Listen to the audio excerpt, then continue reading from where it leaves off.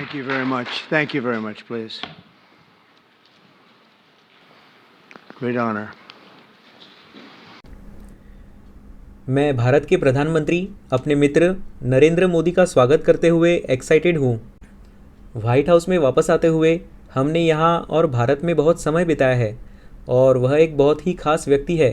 प्रधानमंत्री जी, मुझे आपको वही आतिथ्य प्रदान करने में खुशी हो रही है जो आपने मुझे और मेलिनिया को 5 साल पहले दिखाया था जब हम आपके खूबसूरत देश की यात्रा पर आए थे।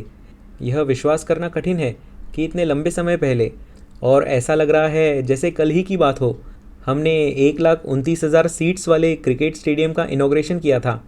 मुझे लगता है कि यह दुनिया का सबसे बड़ा स्टेडियम है और यह एक अविश्वसनीय समय था। यूनाइटेड स्टेट्स और भारत के बीच वास्तव में एक स्पेशल बॉन्ड है और दुनिया की सबसे पुरानी डेमोक्रेसी और दुनिया की सबसे बड़ी डेमोक्रेसी, और मेरा मानना है कि लोगों की संख्या के मामले में दुनिया का सबसे बड़ा देश भारत। और आज प्राइम मिनिस्टर और मैं उन संबंधों को आर्थिक रूप से और भी मजबूत करने के लिए एक फ्रेमवर्क की घोषणा कर रहे हैं और 21वीं सदी के लिए अमेरिका भारत डील एक ऐतिहासिक पहल है जो हमारी पार्टनरशिप और हमारी फ्रेंडशिप के हर पहलू को और गहरा करेगी। इस वर्ष से हम भारत में कई अरब डॉलर्स की मिलिट्री सेल्स बढ़ाएंगे। हम फाइनली 2017 में भारत को F-35 स्टेल्थ फाइटर्स विमान उपलब्ध कराने का मार्ग भी प्रशस्त कर रहे हैं। मेरे प्रशासन ने आज हमारी मीटिंग में क्वाड सिक्योरिटी पार्टनरशिप को फिर से ताज़ा और पुनर्जीवित किया है। प्रधानमंत्री और मैंने पुष्टि की है कि यूनाइटेड स्टेट्स, भारत, ऑस्ट्रेलिया और जापान के बीच मजबूत सहयोग वास्तव में शांति और समृद्धि बनाए रखने के लिए महत्वपूर्ण है, यहाँ तक कि इंडो पैसिफिक में भी शांति।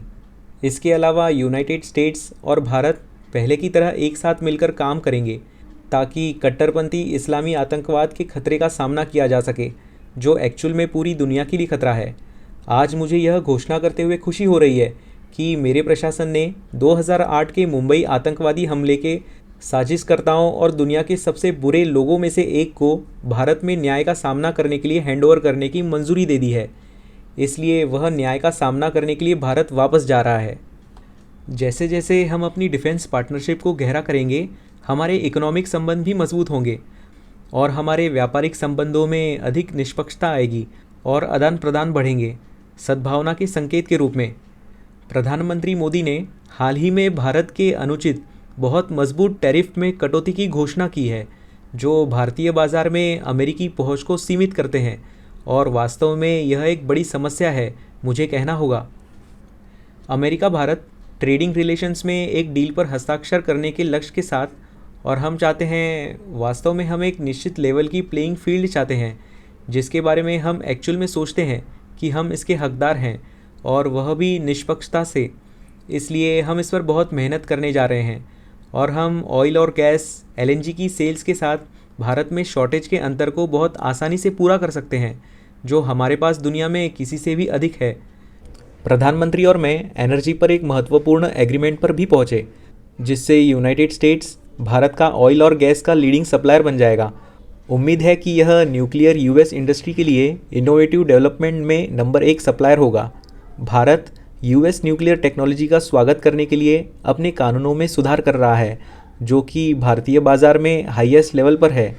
इससे लाखों भारतीयों को सेफ, क्लीन और सस्ती इलेक्ट्रिसिटी मिलेगी और भारत में US सिविलियन न्यूक्लियर इंडस्ट्री को अरबों डॉलर्स का लाभ होगा। और आज हम जिस फ्रेमवर्क की घोषणा कर रहे हैं उसके अंतर्गत यूनाइटेड स्टेट्स और इंडिया मिलकर यह सुनिश्चित करने के लिए प्रयास कर रहे हैं कि आर्टिफिशियल इंटेलिजेंस और अन्य एडवांस टेक्नोलॉजीज़ इंटेलेक्चुअली और टेक्नोलॉजिकली दुनिया में कहीं भी उन्नत राष्ट्रों में से 2 द्वारा विकसित की जाए। कोई भी इसके ज़्यादा करीब नहीं है। हमारे बीच एक अविश्वसनीय रिलेशनशिप है और वे यही जा रहे हैं। और आर्टिफिशियल इंटेलिजेंस एक बहुत ही कॉम्प्लेक्स सब्जेक्ट है, लेकिन ऐसा लगता है कि लोग यहीं पहुंचना चाहते हैं और वे जाना चाहते हैं, और हम अभी बहुत आगे चल रहे हैं, लेकिन अन्य लोग हमें पकड़ने की कोशिश करेंगे।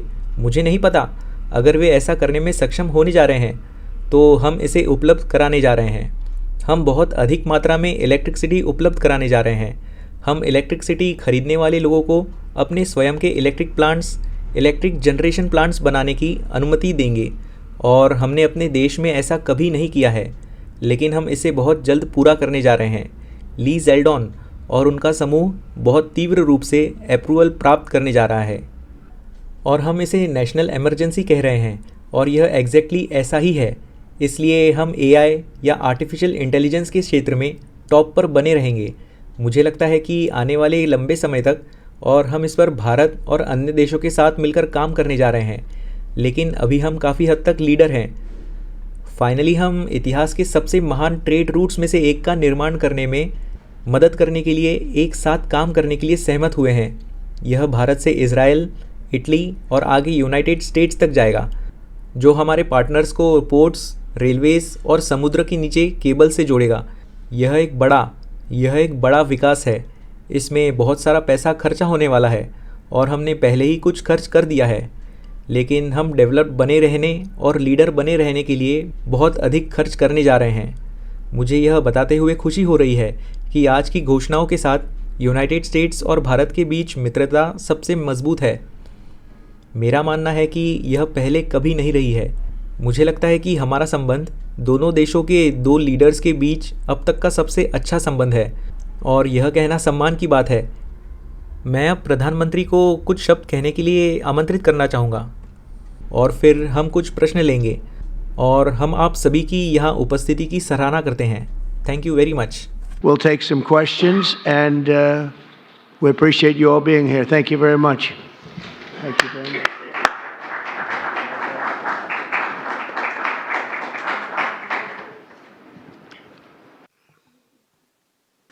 Your Excellency, राष्ट्रपति ट्रंप, दोनों देशों के डेलीगेट्स, मीडिया के साथियों, नमस्कार।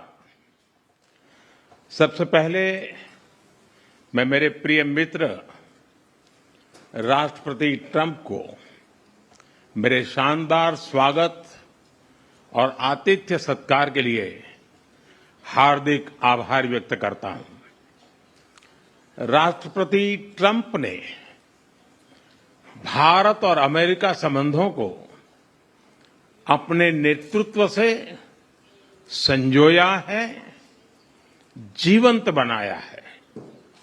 जिस उत्साह से उनकी पहली टर्म में हमने मिलकर काम किया, वही उमंग, वही ऊर्जा और वही प्रतिबद्धता मैंने आज भी महसूस की है।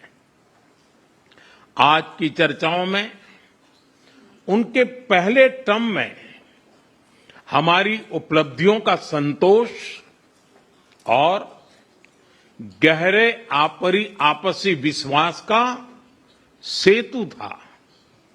साथ ही नए लक्ष्यों को प्राप्त करने का संकल्प भी था। हम मानते हैं कि भारत और अमेरिका का साथ और सहयोग एक बेहतर विश्व को शेप कर सकता है। फ्रेंड्स, अमेरिका के लोग राष्ट्रपति ट्रंप के मोटो मेक अमेरिका ग्रेट अगेन यानी मागा से परिचित है। भारत के लोग भी विरासत और विकास की पटरी पर विकसित भारत 2047 के दृढ़ संकल्प को लेकर तेज गति शक्ति से विकास की ओर अग्रसर है।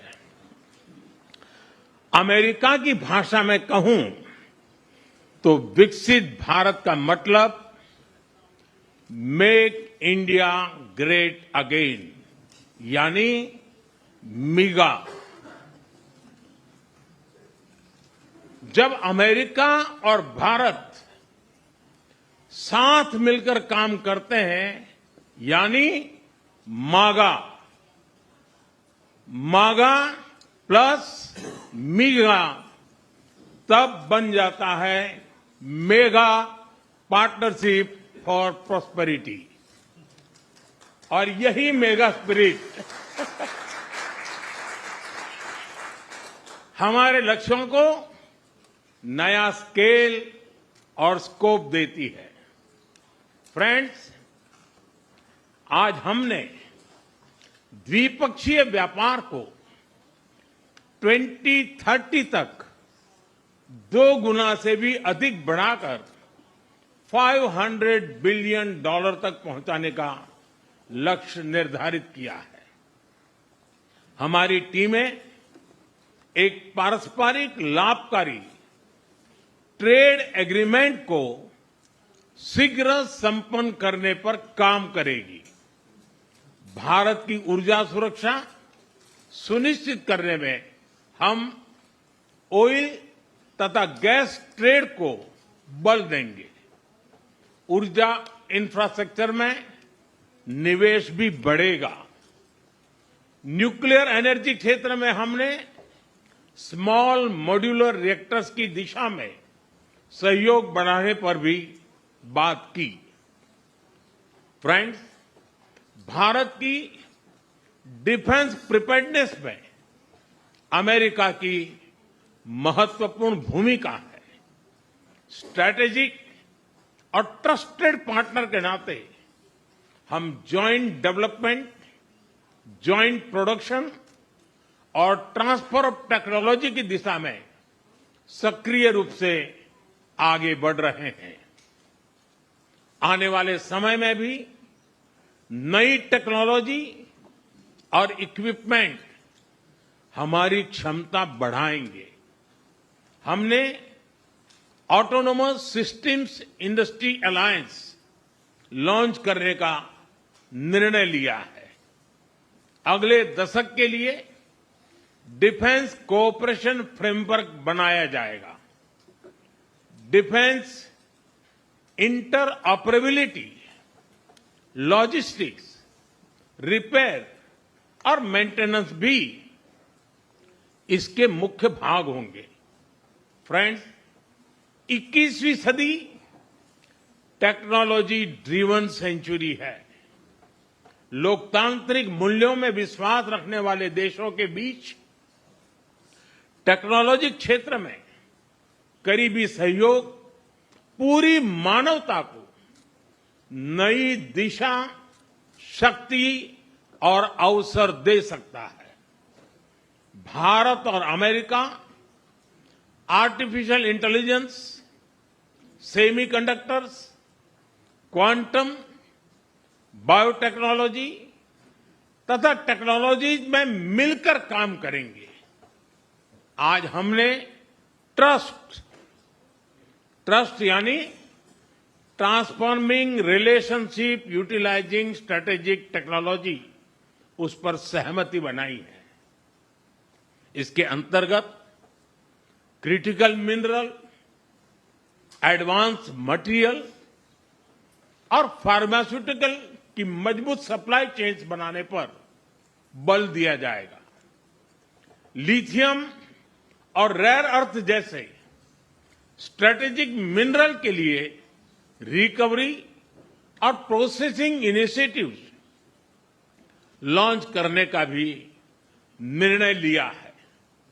स्पेस के क्षेत्र में अमेरिका से हमारा करीबी सहयोग रहा है। इसरो और नासा के आपसी सहयोग से बनाई निसार सैटेलाइट शीघ्र ही भारतीय लॉन्च व्हीकल पर अंतरिक्ष की उड़ान भरेगी। फ्रेंड्स, भारत और अमेरिका की साझेदारी लोकतंत्र को सशक्त बनाती है।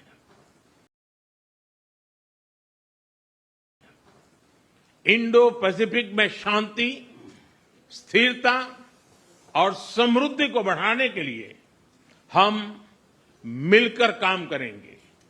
इसमें क्वाड की विशेष भूमिका होगी। इस वर्ष भारत में होने जा रही क्वाड समिट में हम पार्टनर देशों के साथ नए क्षेत्रों में सहयोग बढ़ाएंगे। आईमेक और I2U2 के तहत हम इकोनॉमिक कॉरिडोर और कनेक्टिविटी इंफ्रास्ट्रक्चर पर मिलकर काम करेंगे।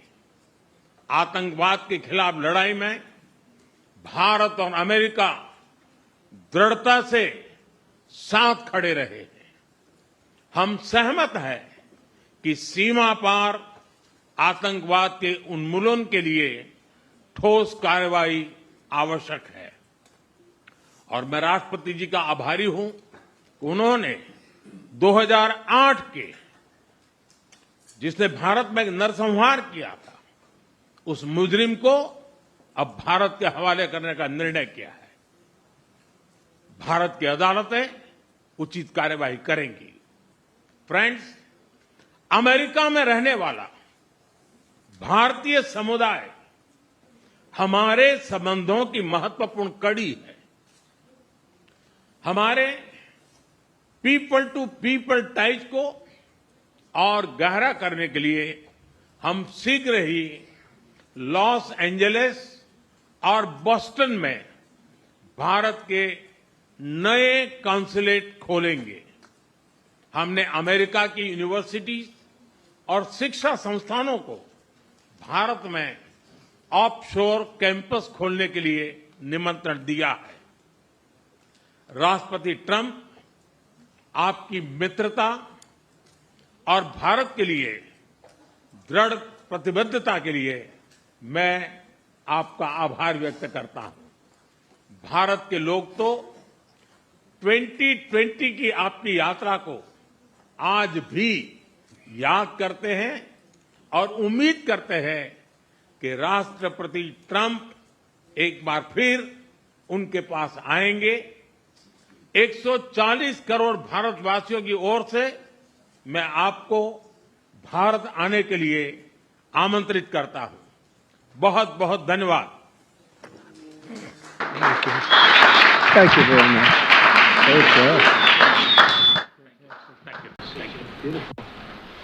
Okay, thank you very much. यह बहुत बढ़िया था। अभी हम कुछ सवाल करेंगे। Please go ahead. Please go ahead. Please go ahead. Yeah. Yeah. Blue shirt. Thank you mister president. Bharat के लोग स्वाभाविक रूप से तहव्वुर राणा को भारत वापस भेजने के लिए आपके निर्णय का स्वागत करेंगे। इस संदर्भ में मैं आपसे एक प्रश्न पूछना चाहता हूँ। पिछले कुछ वर्षों में हमने देखा है कि अमेरिका में कई ग्रुप्स भारत विरोधी आवाज़ उठा रहे हैं और मांग कर रहे हैं सेपरेशन की और टेररिज्म एक्टिविटीज़। क्या आपको लगता है कि यह सब अमेरिका में जारी रहना चाहिए? तुम्हें और ज़ोर से बोलना होगा। Mr. President, people in India would be welcoming your decision to extradite Thabur Rana. मैं शब्द नहीं समझ पा रहा हूँ जो आप कह रहे हैं। यह उच्चारण है, एक्सेंट। मेरे लिए यह समझना थोड़ा कठिन है। Go ahead back there. Mr. President, thank you. First, I want to ask Thank you very much. Mister president, thank you. सबसे पहले मैं आपसे पूछना चाहता हूँ, आप और प्रेसिडेंट, आप दोनों ने आईसिस से लड़ने के बारे में बात की। आप दोनों इस बारे में बहुत उत्साहित लग रहे थे। इस आने वाली पार्टनरशिप के बारे में उत्साहित हैं और मैं उत्सुक हूँ कि इस देश का नेतृत्व करने वाले प्रेसिडेंट ट्रंप के साथ आप कितना अधिक कॉन्फिडेंट हैं कि ताकत के माध्यम से शांति होगी और अब भारत की यूनाइटेड स्टेट्स के साथ एक सफल पार्टनरशिप होगी पिछले 4 वर्षों की अक्षमता और कमजोर बाइडेन एडमिनिस्ट्रेशन के मुकाबले।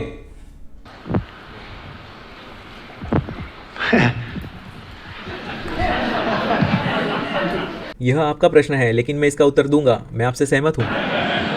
Gross incompetence. घोर अक्षमता। हम एक शानदार संबंध बनाने जा रहे हैं और यह हुआ भी है। देखिए, पूरी दुनिया पिछले 4 वर्षों में यूनाइटेड स्टेट्स की कमज़ोरी, यूनाइटेड स्टेट्स के कमज़ोर लीडरशिप के कारण पीछे रह गई है। लेकिन मुझे लगता है कि हमने केवल 3 सप्ताह में इसका ध्यान रखा है। मुझे ऐसा लगता है कि यहाँ तक कि कुछ मीडिया जो हमें पसंद नहीं है लिख रहे हैं कि यह अभी एक बहुत अलग देश है जिसकी पूरी दुनिया के ऊपर रोशनी है। न केवल हमारे देश के ऊपर बल्कि पूरी दुनिया के ऊपर। प्राइम मिनिस्टर ने मुझसे पहले भी कहा था, यहाँ तक कि भारत की भी यूएस रोशनी है। उन्हें यूनाइटेड स्टेट्स के मजबूत और शक्तिशाली लेकिन अच्छे होने की ज़रूरत है और मुझे ऐसा लगता है ऐसा हुआ है। मुझे लगता है कि यह बहुत ही कम समय में हुआ है, लेकिन मैं आपको बताऊंगा कि हमारे बीच एक शानदार रिलेशनशिप होने जा रहा है और यह दोनों देशों को बहुत मजबूत बनाएगा।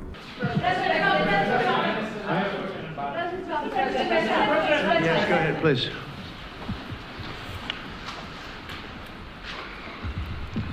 Okay, Geeta Mohan from India Today, sir. I'll just take my colleague Lalit Jha's question forward because you couldn't Okay, understand. fine.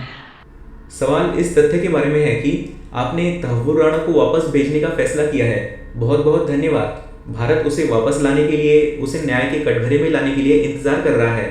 लेकिन यूनाइटेड स्टेट्स में कई अन्य तत्व हैं, विशेष रूप से खालिस्तानी सेपरेटिस्ट, जो भारतीय हितों के खिलाफ काम कर रहे हैं। यूनाइटेड स्टेट्स भारत के साथ उस मोर्चे पर कैसे सहयोग करने जा रहा है? बाइडेन प्रशासन द्वारा भारतीय एजेंसियों के खिलाफ आरोप लगाए गए हैं। क्या आप अब डीएनआई के रूप में तुलसी गैबर्ट के साथ उस पर फिर से विचार करने जा रहे हैं?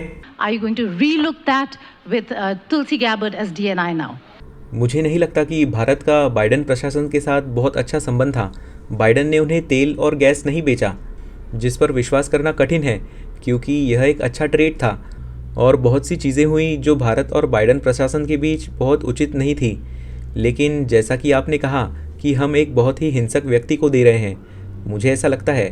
मेरा मतलब है कि मुझे नहीं पता कि उसे अभी तक दोषी ठहराया गया है या होगा, लेकिन मान ले कि वह एक बहुत हिंसक व्यक्ति है। हम उसे तुरंत भारत को वापस कर रहे हैं और इसका पालन करने के लिए और भी बहुत कुछ है क्योंकि हमारे पास काफ़ी रिक्वेस्ट्स हैं। इसलिए हम भारत के साथ क्राइम पर काम करते हैं और हम इसे भारत के लिए अच्छा बनाना चाहते हैं और यह बहुत महत्वपूर्ण है। इसलिए इस तरह का रिश्ता हमारे लिए बहुत महत्वपूर्ण है। Go ahead, please. Go ahead. Thank you. Mister president, आपने बार बार भारत को ट्रेड का बड़ा दुरुपयोग करने वाला देश कहा है और कहा है कि टैरिफ के कारण भारत में ट्रेड करना वाकई मुश्किल है। आपने आज रेसिप्रोकल टैरिफ की घोषणा की है। मुझे उम्मीद है कि आप इस बारे में बात कर सकते हैं कि भारत किस तरह के रेसिप्रोकल टैरिफ की उम्मीद कर सकता है। क्या आप कोई कंसेशंस देने को तैयार हैं और भारत इन टैरिफ को कैसे रोक सकता है? मेरे पास प्रधानमंत्री के लिए भी एक सवाल है। खैर, भारत दुनिया में सबसे अधिक टैरिफ वाला देश है। वे टैरिफ के मामले में बहुत सख्त रहे हैं और मैं उन्हें ज़रूरी तौर पर दोषी नहीं ठहराता, लेकिन यह बिज़नेस करने का एक अलग तरीका है। भारत में सामान बेचना बहुत कठिन है क्योंकि उनके यहाँ ट्रेड बैरियर्स के रूप में बहुत बड़े टैरिफ्स हैं और अभी हम एक रेसिप्रोकल नेशन हैं। हम ऐसा ही करेंगे, चाहे वह भारत हो या कोई और देश हो। जिसकी टैरिफ कम हो हम वही करेंगे जो हम करने जा रहे हैं। भारत जो भी चार्जेस लेता है हम उतने ही चार्जेस लेंगे। कोई अन्य देश जो भी चार्जेस लेता है हम उतने ही चार्जेस उनसे लेते हैं। इसलिए इसे रेसिप्रोकल कहा जाता है, जो मुझे लगता है कि बहुत ही उचित तरीका है। हमारे पास ऐसा नहीं था। मैं अपने दूसरे टर्म में ऐसा करने जा रहा हूँ और हमारे पास दुनिया की अब तक की सबसे बड़ी इकनॉमी थी। हमारी जैसी इकनॉमी कभी नहीं रही और हम फिर कोविड से प्रभावित हुए। हमने उस पर फोकस किया था और मैं रियली इसे इटली और स्पेन और फ्रांस और भारत पर डालने के मूड में नहीं था और बहुत सारे अन्य देशों पर भी, क्योंकि जब तक हम उस नाइटमेयर से मुक्त नहीं हुए तब तक दुनिया बहुत परेशान थी। लेकिन जैसा कि आप जानते हैं, मेरे पहले टर्म के दौरान, उस काफ़ी लंबी अवधि के दौरान, हमारे पास दुनिया में सबसे मजबूत इकनॉमी थी और हमने टैरिफ्स नहीं लगाए।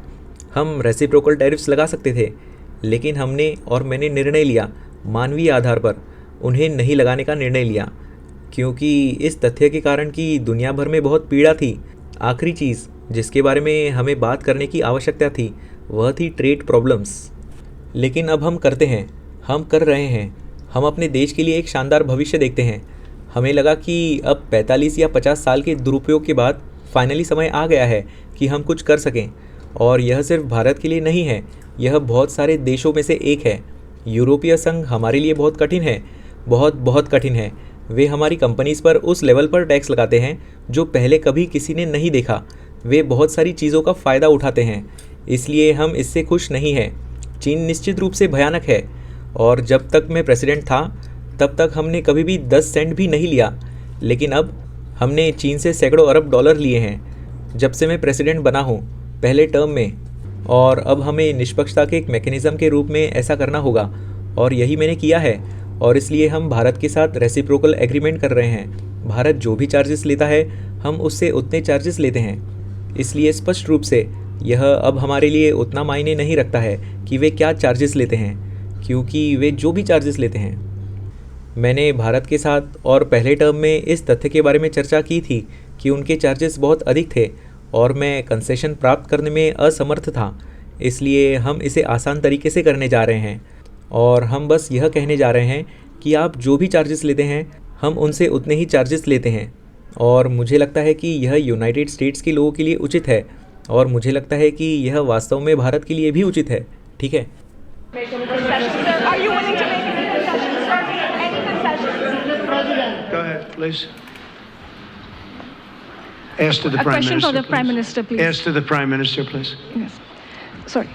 Yoshita Singh with Press Trust of India. Prime Minister. Thank you, Mr. President. Mister prime minister, America illegal immigration पर रोक लगाने के लिए काफ़ी प्रयास कर रहा है और भारत इस मुद्दे पर सहयोग कर रहा है। भारत इस मुद्दे को लार्जर कॉन्टेक्स्ट में किस प्रकार से देखता है? Thank you. सवाल सिर्फ भारत का नहीं है, वैश्विक रूप से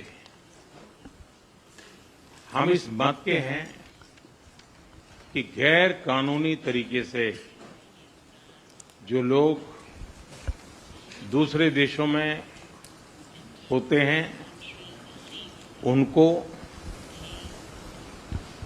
वहां रहने का कोई कानूनी अधिकार तो है नहीं। जहां तक भारत और अमेरिका का सवाल है, हमने हमेशा कहा है कि जो वेरीफाइड होगा, कि जो सच्चे अर्थ में भारत का ही नागरिक होगा, वो अगर अमेरिका में गैर कानूनी तरीके से रहता है तो उसको वापस लेने के लिए भारत तैयार है। लेकिन बात हमारे लिए वहां से रुकती नहीं है। ये सामान्य परिवारों के बच्चे होते हैं, उनको बड़े बड़े सपने दिखाए जाते हैं और उनको ज्यादातर ऐसे होते हैं उनको गुमराह करके लाया जाता है, और इसलिए ये ह्यूमन ट्रैफिकिंग में जुड़े हुए पूरे इकोसिस्टम पर हमने वार करना चाहिए। और अमेरिका और भारत मिल करके हमारी कोशिश है और हमारी कोशिश रहनी चाहिए कि इस प्रकार की पूरी इकोसिस्टम को हमें जड़ मूल से नष्ट करना चाहिए, ताकि ह्यूमन ट्रैफिकिंग बंद हो और गरीब लोगों को जो अपनी धन दौलत बेच करके ऐसे बड़े बड़े सपने दिखा करके उनको अंधेरे में रख करके ले जाया जाए, उनके साथ पूरे इकोसिस्टम के खिलाफ है। और मुझे विश्वास है कि राष्ट्रपति ट्रंप भी इस इकोसिस्टम को खत्म करने में भारत का पूरा सहयोग करेंगे। Gangs to thrive, and I can tell you that India will completely support your endeavor in achieving this. Thank you, Mr. President. सबसे पहले प्रधानमंत्री मोदी से सवाल, अगर मुझे इजाज़त हो, मैं आपसे पूछना चाहता था, क्या आपने आज अपनी मीटिंग्स के दौरान इलॉन मस्क के साथ किसी संभावित बिजनेस डील्स पर चर्चा की, प्रधानमंत्री जी? और प्रेसिडेंट, मैं आपसे पूछना चाहता था कि आपने प्रेसिडेंट जेलेंस्की और प्रेसिडेंट पुतिन के साथ 3 तरफा वार्ता की उम्मीद के बारे में बात की। आप यूरोपियन लीडर्स और अन्य सहयोगियों से क्या कहेंगे जो चिंतित हो सकते हैं कि आप स्पष्ट रूप से अमेरिका के विरोधियों से बात करने के लिए उसके सहयोगियों की तुलना में अधिक उत्सुक हैं? Thank you. ठीक है, शायद मैं बस इस पर जाकर पोस्ट करूँगा।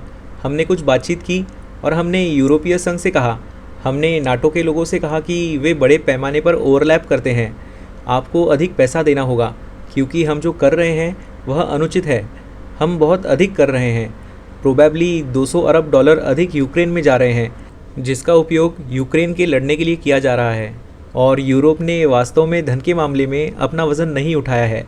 यह फेयर नहीं है और हम एक काउंटर बैलेंस देखना चाहते हैं। हम चाहते हैं कि वे ऐसा करने के लिए अधिक धन लगाएं।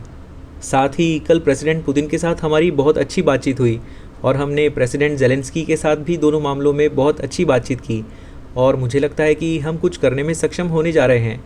मुझे लगता है कि हम एक समझौता करने में सक्षम होने जा रहे हैं और मुझे आशा है कि ऐसा होगा, क्योंकि यह एक भयानक युद्ध है। यह एक बहुत ही भयानक खूनी युद्ध है जिसमें कम से कम 1.5 लाख सैनिक युद्ध के मैदान में पहले ही मर चुके हैं। खेतों में ऐसे पड़े हैं जैसे किसी ने कभी ऐसा कुछ नहीं देखा, निश्चित रूप से सेकेंड वर्ल्ड वॉर के बाद से। और इसलिए मुझे लगता है कि हम कुछ करने में सक्षम होने जा रहे हैं। हम प्रेसिडेंट जेलेंस्की और प्रेसिडेंट पुतिन के साथ काम कर रहे हैं और मेरी धारणा यह है कि मुझे पता है कि प्रेसिडेंट जेलेंस्की एक सौदा करना चाहते हैं, और मुझे यह भी लगता है कि मुझे पता है कि प्रेसिडेंट पुतिन भी एक सौदा करना चाहते हैं। मैं यह जानना चाहता था इससे पहले कि मैं कोई डिटेल चर्चा शुरू करूं, लेकिन मीटिंग और बातचीत मॉस्को में स्टीव विटकॉफ के साथ मीटिंग बहुत सफल रही और उनके साथ मेरी फ़ोन कॉल भी बहुत सफल रही। And my phone call with him was a very successful one. Please. ऐसा है कि आपने एलोन मस्क के लिए पूछा है। देखिए, मेरा उनका बहुत पुराना परिचय रहा है।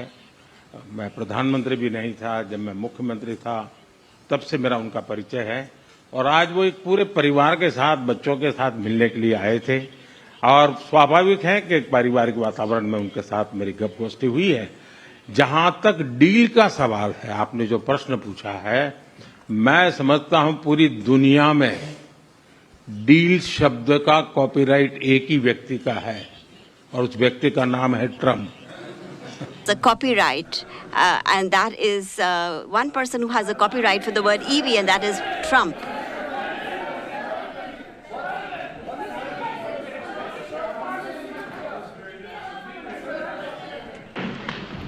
Thank you, Mr. President. क्या मैं पूछ सकता हूं कि क्या आपने आज गौतम अदानी के मामले पर चर्चा की, जो एशिया के सबसे धनी व्यक्तियों में से एक हैं और प्राइम मिनिस्टर मोदी के सहयोगी माने जाते हैं? क्या प्राइम मिनिस्टर मोदी ने प्रेसिडेंट से उस मामले पर कार्रवाई करने के लिए कहा है? Thank you. पहली बात है, भारत एक लोकतांत्रिक देश है और हमारे संस्कार, हमारी संस्कृति वसुधैव कुटुंबकम की हैं। हम पूरे विश्व को अपना एक परिवार मानते हैं। हर भारतीय को मैं अपना मानता हूं। दूसरी बात है, ऐसे व्यक्तिगत मामलों के लिए दो देश के मुखिया न मिलते हैं, न बैठते हैं, न बात करते हैं। Leaders of two countries will not get together on that topic and discuss anything on an individual matter. Go ahead, please. Yeah, please. Sir, go ahead, please. Thank you, Mr. President. Thank you, Mr. Prime Minister. I have a question. मेरे पास आपके लिए एक प्रश्न है, लेकिन mister president, आपने रूस Ukraine युद्ध के संबंध में सुझाव दिया है।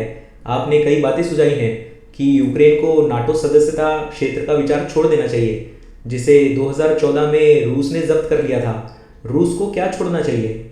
रूस ने खुद को ऐसी स्थिति में डाल दिया है जिसके बारे में मुझे लगता है कि वे ऐसा नहीं करना चाहते। अगर मैं प्रेसिडेंट होता तो ऐसा नहीं होता, बिल्कुल नहीं होता, और यह 4 साल तक नहीं हुआ। अगर आप देखें कि प्रेसिडेंट बुश के टर्म में क्या हुआ, तो उन्होंने प्रेसिडेंट ओबामा के टर्म में बहुत कुछ खो दिया। उन्होंने क्रीमिया खो दिया। बाइडन के टर्म में ऐसा लगता है कि वे सब कुछ खो सकते हैं। ट्रंप के टर्म में उन्होंने कुछ भी नहीं खोया। यूक्रेन ने कुछ भी नहीं खोया। उन्होंने कुछ भी नहीं छोड़ा। और आप मेरे आसपास के अन्य 3 प्रेसिडेंट्स को देखें, उन्होंने बहुत कुछ छोड़ा। मुझे लगता है कि जब आप यूक्रेन को देखते हैं और जब आप उस गड़बड़ी को देखते हैं जिसमें वे हैं, तो इसे समाप्त करना होगा और इसे अब रोकना होगा। रूस ने यूक्रेन क्षेत्र के एक बड़े हिस्से पर कब्जा कर लिया है और उन्होंने प्रेसिडेंट पुतिन से बहुत पहले ही कहा था। उन्होंने कहा था कि वे यूक्रेन को नाटो में शामिल नहीं होने दे सकते। उन्होंने यह बहुत दृढ़ता से कहा था। मुझे वास्तव में लगता है कि यही वह चीज़ थी जिसने युद्ध की शुरुआत की, और बाइडन ने यह कहा और जेलेंस्की ने यह कहा, और मुझे लगता है कि यह युद्ध की शुरुआत के कारणों में से एक था। लेकिन पुतिन से बहुत पहले ही उन्होंने कहा था कि आप यूक्रेन को किसी भी तरह से नाटो में शामिल नहीं होने दे सकते, और मैं उस दृष्टिकोण से शुरू करता हूँ। मुझे लगता है कि हर कोई जानता था कि अब अगर एक बेहतर डील पर बातचीत की जा सकती है, अगर वे ऐसी डील करने में सक्षम हैं जहाँ वे ऐसा कर सकते हैं, तो मेरे लिए यह ठीक है। मुझे वास्तव में परवाह नहीं है। मैं चाहता हूँ कि यह रक्तपात बंद हो। मैं नहीं देखना चाहता। आप जानते हैं कि हमारे और उस जगह के बीच एक महासागर है जिसके बारे में हम बात कर रहे हैं। वह मौत के दृश्य के बारे में है। हम इसे मौत का क्षेत्र कह रहे हैं। हमारे बीच एक बड़ा महासागर है। यह यूरोप के लिए अधिक महत्वपूर्ण है। हमें इसमें नहीं होना चाहिए। उन्हें बराबर करना होगा और उन्हें इसे तेज़ी से करना होगा, लेकिन उन्हें बराबर करना होगा। लेकिन जहाँ तक बातचीत का सवाल है, यह कहना जल्दबाजी होगी कि क्या होने वाला है। हो सकता है कि रूस बहुत कुछ छोड़ दे, हो सकता है कि वे कुछ ना छोड़े, और यह सब इस बात पर निर्भर करता है कि क्या होने वाला है। वास्तव में बातचीत शुरू नहीं हुई है, लेकिन मैं कहूँगा कि जहाँ तक नाटो का संबंध है, प्रेसिडेंट पुतिन से कई साल पहले से मैं आपको बताऊँगा कि मैंने सुना है कि रशिया इसे कभी स्वीकार नहीं करेगा, और मुझे लगता है कि यूक्रेन यह जानता था, क्योंकि यूक्रेन इसमें शामिल नहीं था और हाल ही तक इसमें शामिल होने का रिक्वेस्ट नहीं किया था, इसलिए यह ऐसा ही है और मुझे लगता है कि इसे ऐसा ही होना होगा। Go ahead, please. All right, go ahead, please, with the tie. With the tie, yeah. Mr. President, Yes, go ahead, please. this is Saurabh Shukla from News Mobile.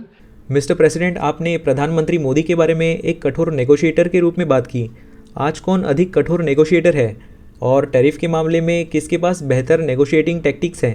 ओह, वह मुझसे कहीं ज़्यादा सख्त नेगोशिएटर हैं और वह मुझसे कहीं ज़्यादा अच्छे नेगोशिएटर हैं। इसमें कोई प्रतिस्पर्धा भी नहीं है, ठीक है? Yeah, go ahead, please. Go ahead, go ahead. Reena Bhardwaj from ANI. आप चीन का मुकाबला करने के लिए भारत और यूनाइटेड स्टेट्स के बीच इस रिश्ते को कैसे देखते हैं? और जब यूक्रेन और रशिया संघर्ष में भारत द्वारा शांति स्थापित करने की बात आती है तो आपका क्या दृष्टिकोण है?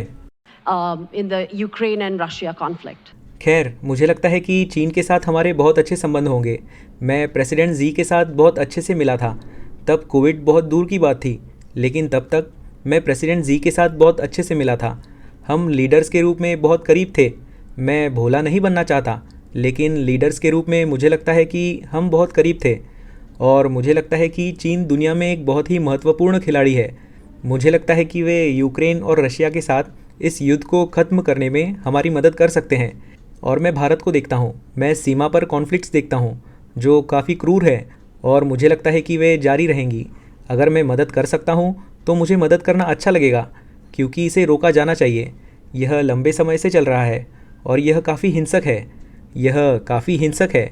लेकिन मैं आशा करता हूँ कि चीन और भारत और रशिया और यूएस और हम सभी साथ मिलकर काम कर सकते हैं। यह बहुत महत्वपूर्ण है। आप जानते हैं कि आज हथियारों की शक्ति है और केवल परमाणु ही नहीं, बल्कि विशेष रूप से परमाणु हथियारों की शक्ति बहुत महत्वपूर्ण है।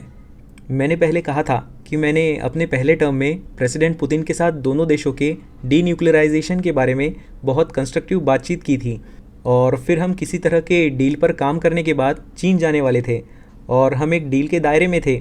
मुझे लगा कि वह वास्तव में ऐसा करना चाहते हैं, लेकिन मैंने डीन्यूक्लियराइज की बात की और यह एक बहुत ही सुंदर शब्द है जब आप इसके बारे में सोचते हैं।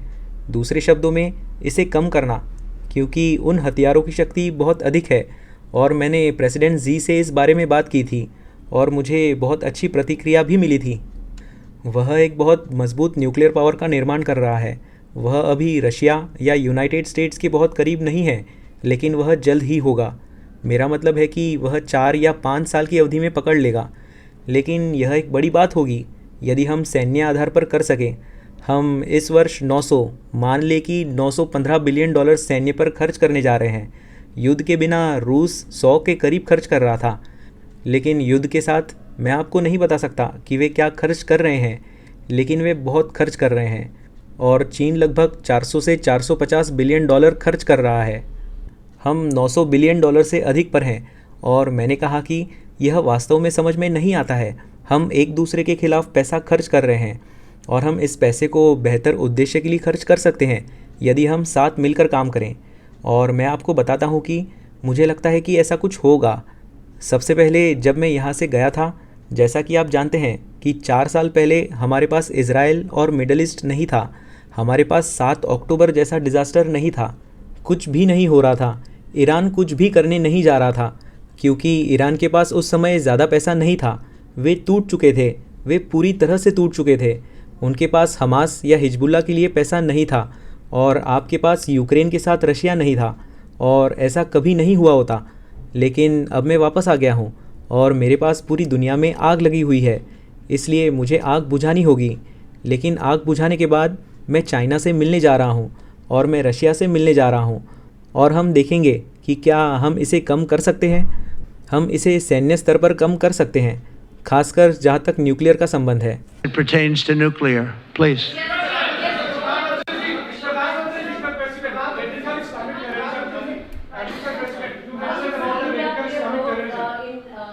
Mike, please. अगर आप माइक लेकर के कुछ बात करें तो। प्रधानमंत्री जी, आप इंडिया का रोल कैसे देखते हैं? आपने बातचीत की है प्रेसिडेंट ट्रम्प से to de-escalate the conflict in Russia and Ukraine. आप जानते हैं, मैं रशिया और यूक्रेन दोनों से लगातार संपर्क में रहा हूं। मैं स्वयं भी दोनों देश की मुलाकात कर चुका हूं। बहुत से लोगों का एक भ्रम है कि भारत न्यूट्रल है। मैं साफ करना चाहता हूं, भारत न्यूट्रल नहीं है। हमारा अपना एक पक्ष है और हमारा पक्ष है शांति, पीस। और मैंने इसी एक हमारे सिद्धांत को लेकर के राष्ट्रपति पुतिन की हाजिरी में मीडिया के सामने स्पष्ट रूप से कहा था कि युद्ध का समय नहीं है। और आज भी मेरा कन्विक्शन है कि युद्ध के मैदान में समस्याओं के समाधान नहीं निकलते हैं, अल्टीमेटली वार्ता के टेबल पर ही होते हैं। और भारत का लगातार प्रयास रहा है कि दोनों लोग जिसमें मौजूद हो वैसे फोरम में बातचीत होगी, तब कोई रास्ता निकलेगा। राष्ट्रपति ट्रंप जो प्रयास कर रहे हैं, मैं उनका स्वागत करता हूं, समर्थन करता हूं और मैं चाहता हूं कि राष्ट्रपति ट्रंप हो सके उतना जल्दी सफल हो ताकि दुनिया में शांति के रास्ते खुले। As soon as possible so that the world is on the path to peace once again. Everybody, thank you very much. बहुत बहुत धन्यवाद। और मैं प्रधानमंत्री के हमारे महान देश में आने की बहुत सराहना करता हूं और मैं वास्तव में इसकी सराहना करता हूं। हमारे बीच बहुत सारी समानताएं हैं और हम बस यही चाहते हैं कि शांति हो, और हम ताकत चाहते हैं, और हम बहुत सारी अलग अलग चीज़ें एक साथ करना चाहते हैं। लेकिन भारत और प्रधानमंत्री के साथ संबंध कभी इतने बेहतर नहीं रहे हैं। Thank you very much. Thank you.